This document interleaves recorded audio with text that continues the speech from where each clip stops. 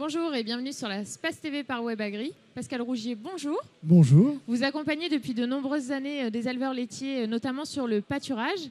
Alors, le climat change, les pratiques évoluent aussi. Est-ce que ça nous permet peut-être d'allonger les périodes de pâturage? Oui. L'objectif, c'est, par rapport au changement climatique, c'est d'intégrer la donnée et de s'adapter. Donc, j'accompagne les éleveurs pour justement qu'ils continuent à pâturer en intégrant la donnée changement climatique et en prolongeant le pâturage au-delà des données nationales. Oui, vous me parliez tout à l'heure de faire pâturer les vaches jusqu'au 15 janvier. En pratique, comment ça se met en place? Alors, cette année, par exemple, les vaches sont sorties au 20 février. Et l'objectif, ce sera d'aller au plus loin possible pour que les vaches pâturent sans discontinuité tout au long de l'année. Alors, on met quoi en place? On reste sur notre tour de pâturage classique ou est-ce qu'on l'agrandit? Alors, il y a deux choses qui sont dans la donne, c'est-à-dire le plan de pâturage, donc un découpe du parcellaire pour augmenter la durée de pâturage et la rotation de pâturage. Et dans un deuxième temps, le moyen pour se rendre au pâturage, c'est-à-dire la mise en place de chemins adaptés pour que les vaches, en toutes conditions, puissent se rendre à la pâture. Et vous me parliez tout à l'heure d'intégrer des dérobés pour le coup? Alors, les dérobés, elles sont là. C'est une réflexion récente que j'ai vue en Nouvelle-Zélande.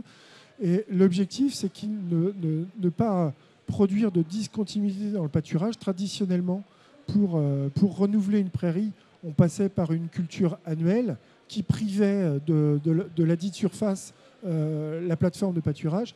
Là, on a mis en place un process, un itinéraire technique qui passe par la mise en place d'un dérobé sur lequel on ne mettra pas de labour pour mettre le dérobé.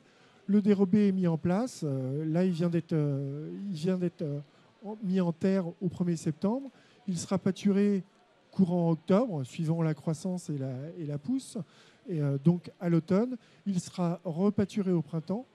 Et au printemps, on remet une prairie sous couvert d'un ensilage de protège-nœuds qui sera ensilé. Et 3 semaines après l'ensilage, les vaches reviennent au pâturage.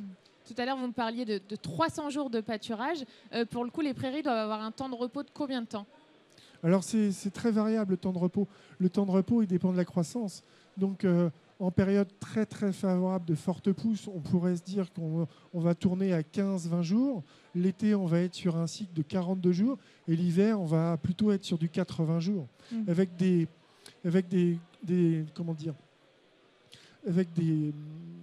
préhensions de fourrage qui sont différentes. On va complémenter, on cherche l'équilibre en fait. Donc on s'adapte tout le temps. La règle d'or d'un élevage pâturant, un élevage herbagé pâturant, c'est de s'adapter. Aussi bien aux conditions climatiques, aussi bien à la croissance. Alors, vous avez du coup plusieurs éleveurs qui ont mis en place ces pratiques. Quels résultats ils constatent pour le coup sur leur exploitation? Alors, ils ont plus de résilience. L'année dernière, tout le monde a subi le passage de sécheresse qui a duré extrêmement longtemps, puisqu'il a duré du 15 mai, et les vaches ont pu pâturer que fin d'automne. Donc cette année, on a des conditions qui sont complètement différentes et favorables. Donc on est quand même tributaire des conditions climatiques. Il n'empêche que la résilience fait que la rotation de parcelles donne plus de délais de retour de pâturage. Et en termes économiques, évidemment, l'année dernière, tout le monde a souffert des conditions. Cette année, on a des conditions nettement plus favorables. Bah écoutez, merci pour ces informations. Je pense qu'on pourra compléter avec le témoignage d'un éleveur et un reportage en ferme prochainement.